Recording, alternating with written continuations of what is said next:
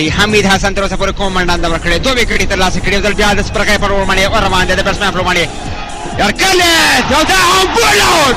د مومند سپورټس یوټیوب چینل مینوالو السلام علیکم، ستاسو کوربه ستاسو دوست ابراهیم مومند یو ځل بیا د یوې نوې ویډیو سره ستاسو خدمت کې دی. دوستانو په ویډیو پیل کوو او له دې مو خبرو چې د 2020 کال اووم پړاو شپږیزه کرکټ لیګ لپاره ټولې ګډون کوونکي لوبډلې پلورل شوي دي، خو یوازې د یوې لوبډلې بوس لوبډلې مالک لا تر اوسه معلوم نه دی. د ترلاسه شوو معلوماتو له مخې د شپږیزې کرکټ لیګ په پلورل شوو 15 لوبډلو کې د ډبرو سکرو سوداګرو ټولنې لخوا د سپین غر زمرن لوبډله واخیستل شوه. ایوبي سپورټس کمپلیکس بیا کابل بازار لوبډله ترلاسه کړه.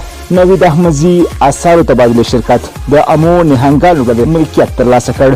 دغه راز ډیلی فریش کمپنۍ د بندیمیر لوبډله او حضرت سوداګري شرکت دفاعي اتلې مس عینک لوبډلې د ملکیت امتیاز ترلاسه کړل. افغان کرکټ بورډ 15 واړو لوبډلو مالکانو ته نن په کرکټ بورډ کې د لوبډلو د امتیاز سندونه وویشل. افغان کرکټ بورډ تمه لري چې ډېر ژر به د بوس لوبډلې لپاره هم څښتن یا مالک پیدا کړي. د افغانستان کرکټ بورډ د سږکال شپږیزې کرکټ لیګ د ملکیت ترلاسه کولو لپاره یوازې همدومره شرط ایښی دی چې کرکټ بورډ ته به پیسې نه ورکوي او بلکې د دغه سیالیو ټول لګښت به چې په لوبډله راځي لوبغاړو ته ورکول کېږي، د لوبغاړو په هوټل کېږي، د لوبغاړو په تګ راتګ او میچ فیس کېږي، هغه به د لوبډلې مالکین پرې کوي. په دې سره افغان کرکټ بورډ چې هر کال به د دې لیګ په ترسره کولو کې ان تر 2-3 لکه ډالرو تاوان کوو، د سږکال په لیګ کې به هیڅ تاوان او یا هم ګټه ونه کړي. د سږکال اووم پړاو شپږیزه کرکټ لیګ سیالۍ به د آی پی ایل له کبله د پخوانۍ نیټې